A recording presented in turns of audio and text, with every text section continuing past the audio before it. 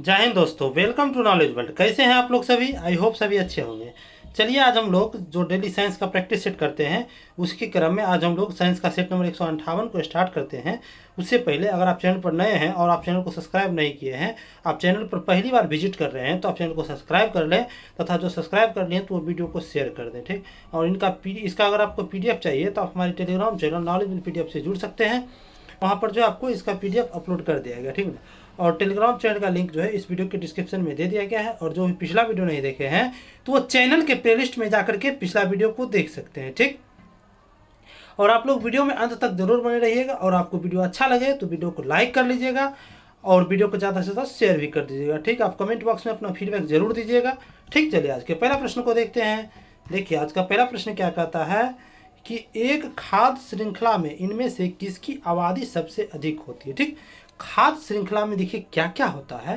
देखिए उत्पादक होता है, प्राथमिक उपभोक्ता, द्वितीयक उपभोक्ता हो गया, तृतीयक उपभोक्ता, फिर विघटक होता है। तो उसमें देखिए सबसे ज़्यादा संख्या में कौन होता है? तो सबसे ज़्यादा संख्या में उत्पादक होता है। क्यों होता है? देखिए उत्पादक के अंतर्गत क्या क्या आता है, इसमें देखिए हरे पेड़ पौधे आता है। उत्पादक के अंतर्गत कौन कौन आता है? तो यहाँ पर हरा पेड़ पौधा आता है, ठीक है ना।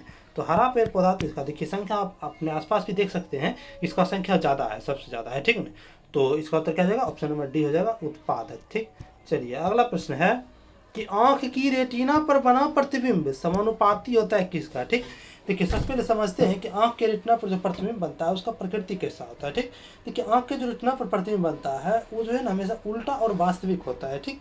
और ये देखिए प्रतिबिंब जो है किसके समानुपाती है? तो ये होता है आपको प्रतिबिंब के आकार बटा वस्तु के आकार का होता है समानुपाती, ठीक। इसका उत्तर ऑप्शन नंबर डी हो जाएगा, ठीक है। यानी कि प्रतिबिंब के आकार या वस्तु के आकार का जो है समानुपाती होता है, ठीक। चलिए अगला प्रश्न है कि अनुदैर्ध्य तरंग संचरण में विचलन के स्थानों पर माध्यम का घनत्व व दाब सामान्य अवस्था की तुलना में क्या होता है, ठीक है। क्या कहा है कि अनुदैर्ध्य तरंग है, ठीक। उसके संचरण में क्या होगा कि विरलन के स्थान पर माध्यम का घनत्व व दाब जो है सामान्य अवस्था में क्या होगा? तो कम होगा, ठीक। तो इसका उत्तर क्या जाएगा? ऑप्शन नंबर बी हो जाएगा, कम, ठीक। चलिए अगला प्रश्न क्या कहता है कि लाल और हरा रंग को मिलाने से कौन सा रंग बनता है, ठीक है। कि रंग से जो होता है रंग को कलर कॉम्बिनेशन, उसको देखिए हम आज अच्छी तरह समझ लेते हैं। कोई भी कलर पूछे, कोई भी कलर को कैसे मिला दे, आज के बाद जो है आपको कभी भी गलत नहीं होगा, ठीक। अगर आप इस बात को याद रखते हैं, ठीक। देखिए जैसे पूछा कलर कॉम्बिनेशन तो तुरंत एक ट्रेंगल बना लेंगे, ठीक। ट्रेंगल बना लेंगे। देखिए प्राथमिक रंग कौन होता है? तो लाल हरा नीला होता है, ये सभी जानता है।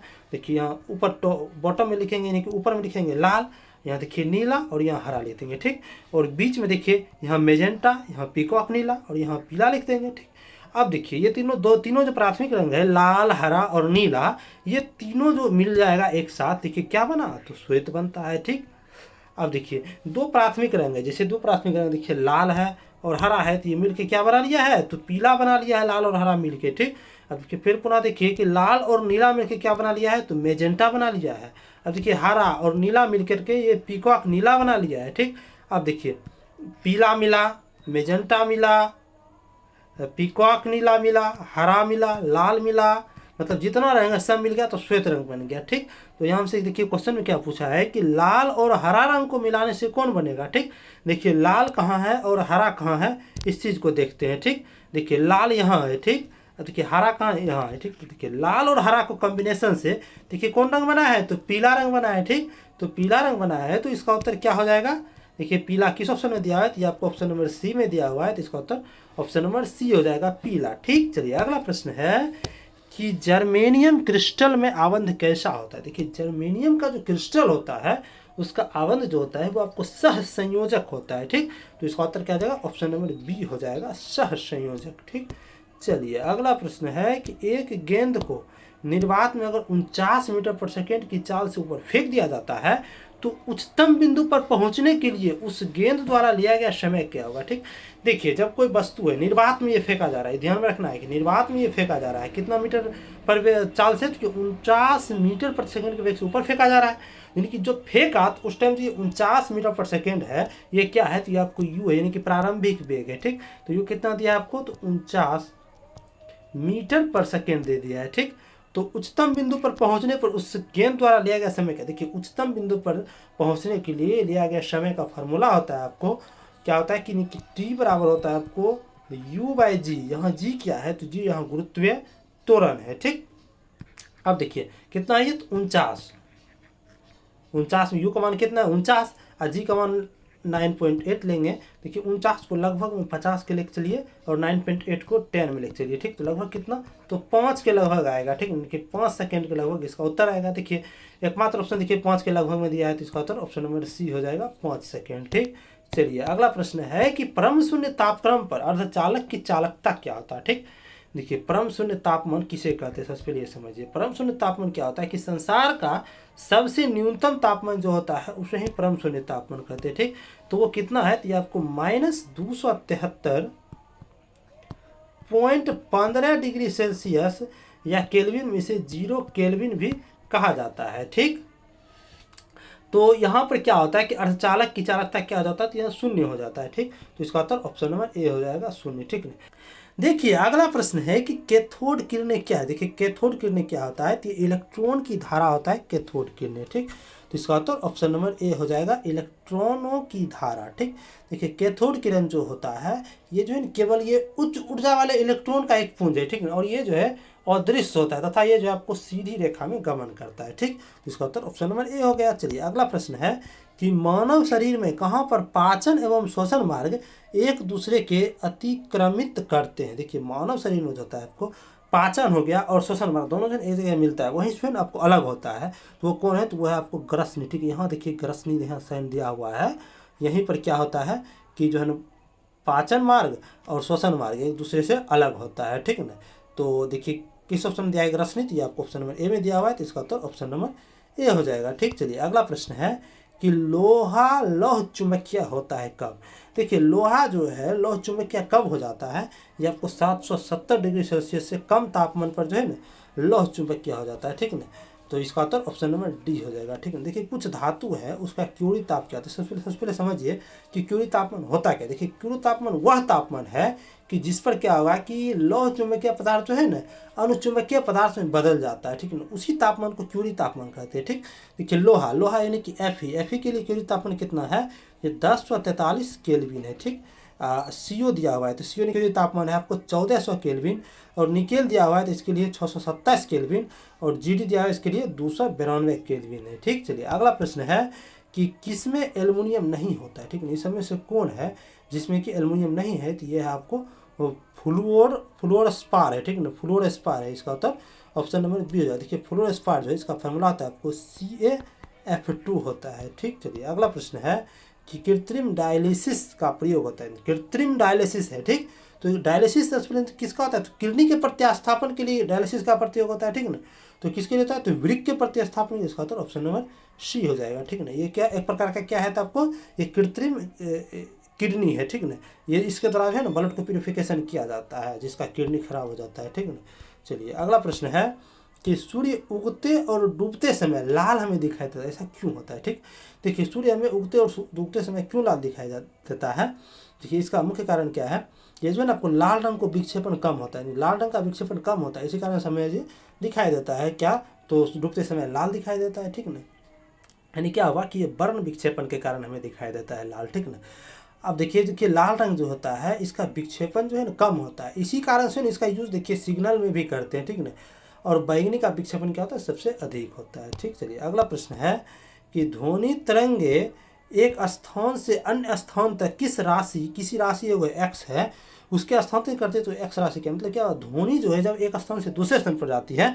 तो अपने साथ क्या ले जाती है, तो अपने साथ ऊर्जा ले जाती है, तो इसका उत्तर क्या हो जाएगा, ऑप्शन नंबर डी हो जाएगा, ऊर्जा। ठीक, चलिए अगला प्रश्न है कि मानव शरीर की सबसे बड़ी ग्रंथि कौन है। देखिए मानव का शरीर जो है इसका सबसे बड़ी ग्रंथि यकृत है, जिसे लीवर कहते हैं। ठीक, इसका उत्तर ऑप्शन नंबर बी हो जाएगा, लीवर यानी कि यकृत हो जाएगा। ठीक, देखिए यकृत का वजन कितना होता है, तो ये 1.5 से 2 kg तक होता है आपको यकृत का वजन। ठीक, चलिए अगला प्रश्न है कि अमाशय में भोजन के पश्चात क्या मिलता है, यानी कि अमाशय में जब भोजन चला जाता है तो उसके बाद क्या मिलता है, तो उसके बाद देखिए जठर रस उसमें मिल जाता है। देखिए इसका उत्तर ऑप्शन नंबर डी हो जाएगा, जठर। देखिए जठर रस कहाँ से निकलता है, देखिए जठर रस जो है अमाशय की ग्रंथि है, कौन सा ग्रंथि है, तो ये आपको पाइलोरिक ग्रंथि। ठीक है, उसी से जठर रस निकलता है। ठीक है, और ये जब भोजन वहाँ पहुँचता है तो जठर रस उसमें मिल जाता है। ठीक है, हल्का पीला होता है। ठीक है, तो इसका उत्तर ऑप्शन नंबर डी हो गया। ठीक, चलिए देखिए अगला प्रश्न है कि मांस है, अंडा है और मछली का यकृत है तथा दूध है, इनमें से किसका स्रोत है। देखिए इस समय से ये किसका स्रोत है, तो ये देखिए मांस हो गया, अंडा हो गया, मछली का यकृत, ये सब क्या आपको विटामिन डी का स्रोत है। ठीक, तो इसका उत्तर ऑप्शन नंबर ए हो जाएगा। ठीक, विटामिन, देखिए विटामिन डी जो है इसका रासायनिक नाम क्या है, तो इसका रासायनिक नाम आपको कैल्सीफेरोल है। ठीक, क्या है, तो कैल्सीफेरोल है। ठीक, कैल्सीफेरोल क्या है आपको, तो विटामिन डी का रासायनिक नाम है। ठीक है, देखिए इसके कमी से कौन कौन सा रोग होता है, तो इसके कमी से आपको रिकेटस हो जाता है, आपको ऑस्टियोमेलेशिया होता है। ठीक है, और देखिए विटामिन डी का संश्लेषण जो है कहाँ से होता है, ये सूर्य के प्रकाश से होता है। ठीक है, सूर्य के प्रकाश में क्या होता है, जो उपस्थित रहता है कौन सा किरणें, तो परावैंगनिक किरण, तो इसके द्वारा जो है ना त्वचा हमको क्या करता है, त्वचा के कोलेस्ट्रॉल में ये क्या होता है आपको संचित होते रहता है। ठीक, चलिए अगला प्रश्न है कि रक्त समूह ओ को सार्वत्रिक रक्तदाता कहा जाता है। कि सार्वत्रिक रक्तदाता कहने का मतलब क्या हुआ कि सभी ग्रुप को रक्त दे सकता है। ठीक ना, तो इनमें से कौन सा एंटीजन पाया जाता है, कि सभी ग्रुप को दे रहा है, तो मतलब इसमें कोई एंटीजन नहीं है। ठीक, इसका उत्तर ऑप्शन नंबर डी हो जाएगा। ठीक ना, देखिए अभी तक टोटल जो है आपको 4 ब्लड ग्रुप हो जाएगा। ठीक है, 4 ब्लड ग्रुप में कौन कौन है, देखिए ए है, बी है, ए बी है और ओ है। ठीक है ना, देखिए ए जो ब्लड ग्रुप है उसका जो एंटीजन रहता है, तो ए का एंटीजन ए ही रहता है। ठीक है ना, बी का एंटीजन बी ही रहता है, ए बी में एंटीजन देखिए ए भी रहता है और बी भी रहता है। ठीक है ना, और ओ में जो है ना आपको एंटीजन होता ही नहीं है। ठीक है, इसमें एंटीजन नहीं पाया जाता। ठीक है, एंटीजन नहीं पाया जाता तभी तो ये किसी में भी ये ब्लड को चढ़ा सकता है। ठीक है, अगर एंटीजन पाया जाता था तो ये नहीं चढ़ाया जा सकता था। ठीक है, चलिए अगला प्रश्न है कि एल्केन का सामान्य सूत्र क्या होता है। देखिए एल्केन का सामान्य सूत्र, एल्केन नहीं है, यहाँ एल्कीन है। ठीक, देखिए 3 गो हाइड्रोकार्बन है। ठीक, देखिए एक एल्केन है, एक एल्कीन है, एक एल्काइन है। ठीक, देखिए एल्केन क्या होता है, देखिए एल्केन का सामान्य फॉर्मूला होता है आपको CnH2n+2 होता है। ठीक, अब देखिए एल्कीन जो है इसका सामान्य फॉर्मूला होता है आपको CnH2n होता है, और एल्काइन जो है, एल्काइन का सामान्य फॉर्मूला होता है आपको CnH2n-2 होता है। ठीक, तो यहाँ हमसे किसके बारे में पूछा है, तो एल्कीन के बारे में पूछा है। तो एल्कीन क्या होता है, CnH2n होता है। देखिए किस ऑप्शन में दिया है, तो आपको ऑप्शन नंबर सी में दिया हुआ है, तो इसका उत्तर ऑप्शन नंबर सी हो जाएगा। ठीक, चलिए अगला प्रश्न है कि पानी से भरे गिलास में बर्फ का एक टुकड़ा तैर रहा है और टुकड़े जो है पूरा पिघल जाने से गिलास में क्या होगा। देखिए पानी का एक भरा गिलास है। ठीक, ये पानी से भरा हुआ एक गिलास है। ठीक है, इसमें क्या है कि एक बर्फ का टुकड़ा है जो कि तैर रहा है। ठीक ना, तैर रहा है, जब ये पिघल जाएगा तो क्या होगा, देखिए पिघल जाएगा तो उसका जो स्तर जो है ना कोई परिवर्तन नहीं होगा, वो अपरिवर्तित ही रहेगा। क्योंकि देखिए ये जितना जो क्षेत्रफल छेका था उतना क्षेत्रफल में पिघल गया, मतलब इसमें कुछ परिवर्तन ही नहीं हुआ, तो इसका तो क्या हो जाएगा, अपरिवर्तित हो जाएगा। तो इसका तो ऑप्शन नंबर बी हो जाएगा, अपरिवर्तित रहेगा। ठीक, चलिए अगला प्रश्न है कि एक पिंड को एक मीनार से शून्य वेग के साथ नीचे गिराया जाता है। ठीक है, एक मीनार से क्या किया है, उसको शून्य वेग के साथ नीचे गिराया जाता है। यदि 4 सेकंड बाद वह धरातल पर पहुंचता है तो मीनार की लगभग ऊंचाई क्या होगी। ठीक है, देखिए मीनार की ऊंचाई यानी क्या होगा कि एच हमसे पूछ रहा है। ठीक है, देखिए यहाँ हमको दिया क्या है, सबसे पहले ये समझ लें। देखिए यहाँ जो आपको समय क्या दिया हुआ है, टी दिया हुआ है आपको 4 सेकेंड। ठीक, अब देखिए आपको जी का वैल्यू दे दिया है आपको 10 मीटर प्रति सेकेंड स्क्वायर। ठीक है ना, अब देखिए शून्य वेग से यानी कि प्रारंभिक वेग जो यू है ये आपको 0 दे दिया है। ठीक है ना, तो मीनार की ऊंचाई तो हाइट यानी कि हाइट एच बराबर क्या होता है formula, UT plus half GT² होता है। ठीक, तो यू यहाँ पर 0 है तो ये पूरा 0 हो जाएगा, तो सिर्फ बचा क्या, तो हाफ GT²। अब आप देखिए हाफ जी का मान है 10 और टी का मान है 4, तो 4 का स्क्वायर क्या हो गया, 16 हो गया। ठीक, अब देखिए 2 कट जाएगा 5, तो 16 × 5 कितना हो गया, तो 80 मीटर हो गया। ठीक, तो इसका उत्तर क्या हो जाएगा, 80 मीटर, यानी कि उस मीनार का ऊंचाई कितना है, लगभग 80 मीटर है। ठीक, तो इसका उत्तर ऑप्शन नंबर ए हो जाएगा। ठीक, चलिए अगला प्रश्न है कि जब किसी धातु को गर्म किया जाता है तो इसका प्रतिरोध क्या होता है। ठीक है, देखिए जब कोई धातु है, ठीक, इसको हम गर्म करेंगे तो उसका क्या होगा, अणुओं के बीच में टकराव अधिक होगा। ठीक है, टकराव जब अधिक होता है तो इससे क्या होता है, इसके जिस अनुपात में टकराव होता है तो उसी अनुपात में जो उसमें प्रतिरोध भी बढ़ जाता है, यानी क्या होगा, उसका प्रतिरोध बढ़ जाता है। इसका उत्तर क्या जाएगा, ऑप्शन नंबर बी हो जाएगा, प्रतिरोध बढ़ जाता है। ठीक है, आइए एक सारणी के माध्यम से हम समझते हैं कि किस चीज़ को कितना गर्म करेंगे तो उसका प्रतिरोध पर क्या प्रभाव पड़ेगा। ठीक, देखिए सारणी में क्या कहा है कि पदार्थों के प्रतिरोध के तापमान पर प्रभाव। ठीक है, जैसे धातु है, धातु को जब गर्म करेंगे तो मतलब धातु पर जब टेम्परेचर दिया जाएगा तो इनके तापमान बढ़ने से क्या होगा, उसका प्रतिरोध बढ़ेगा। ठीक, अब देखिए अधातु है, ठीक, अधातु में जब हम तापमान देते हैं तो उसके तापमान बढ़ने से इसका प्रतिरोध क्या होता है, आपको घटता है। ठीक, अब देखिए मिश्र धातु है, मिश्र धातु पर जब टेम्परेचर दिया जाता है तो उसमें तापमान के बढ़ने से वो नियत रहता है, उसमें कोई प्रभाव नहीं पड़ता है उसके प्रतिरोध पर, मिश्र धातु में, ठीक ना। तापमान दो या ना तो उससे कोई प्रभाव नहीं पड़ा, ठीक। अब देखिए विद्युत अपघट्य है, तो विद्युत अपघट्य में तापमान बढ़ने से ये घटता है, यानी कि विद्युत अपघट्य जो है उसको जब हम टेम्परेचर देंगे तो उसका प्रतिरोध क्या होगा, आपको घटेगा, ठीक। अब देखिए अर्धचालक है, तो अर्धचालक पर जब दिया जाता है आपको टेम्परेचर यानी कि तापमान, तो उसमें तापमान देने पर क्या होता है, उसका प्रतिरोध क्या होता है, आपको बढ़ने लगता है, अर्धचालक में बढ़ने लगता है, ठीक ना। इस सारणी को आप ध्यान में रखिए, ठीक है, क्योंकि देखिए बार बार किसी न किसी एग्जाम में ये पूछ ही देता है, ठीक। चलिए अगला प्रश्न है कि सब्जी के रूप में खाए जाने वाला छत्रक क्या है। देखिए ये जो है आपको मशरूम है, ठीक है। देखिए मशरूम को जो है सब्जी के रूप में खाया जाता है, ठीक है ना। ये देखिए छाता के समान इसमें ना है, देखिए छाता के जैसा ये छत्र है और नीचे डंडा तरह है ये, ठीक है ना। तो ये छाता के समान है, इसी कारण इसे छत्रक कहा जाता है, ठीक है ना। ये जो मशरूम है ये क्या है, एक प्रकार का, ये एक प्रकार का कवक है, ठीक। तो इसका उत्तर क्या हो जाएगा, ऑप्शन नंबर बी हो जाएगा, कवक, ठीक। चलिए अगला प्रश्न है कि डीएनए संरचना का मॉडल किसने, देखिए डीएनए का जो संरचना है इसका मॉडल दिया था आपको वाटसन एवं क्रिक ने, ठीक। इसका उत्तर ऑप्शन नंबर डी हो जाएगा, ठीक। चलिए अगला प्रश्न है कि विटामिन ई का महत्वपूर्ण स्रोत क्या है।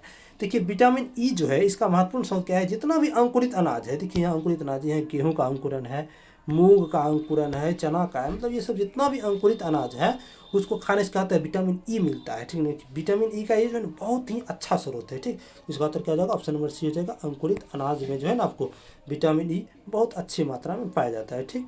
चलिए ये आज का अंतिम प्रश्न था। अगर आपको वीडियो अच्छा लगा हो, तो अगर आपको लगता है कि वीडियो आपके लिए थोड़ा सा भी यूजफुल है तो आप वीडियो को ज़्यादा से ज़्यादा शेयर कर दें तथा वीडियो को लाइक भी कर लें, ठीक। और चैनल को भी सब्सक्राइब कर लें तथा अगर आपको इसका पीडीएफ चाहिए तो आप हमारे टेलीग्राम चैनल नॉलेजेबल पीडीएफ से जुड़ सकते हैं और टेलीग्राम चैनल का लिंक इस वीडियो के डिस्क्रिप्शन में दे दिया गया है। और जो भी पिछला वीडियो नहीं देखे हैं तो वो चैनल के प्लेलिस्ट में जा करके पिछला वीडियो को देख सकते हैं, ठीक।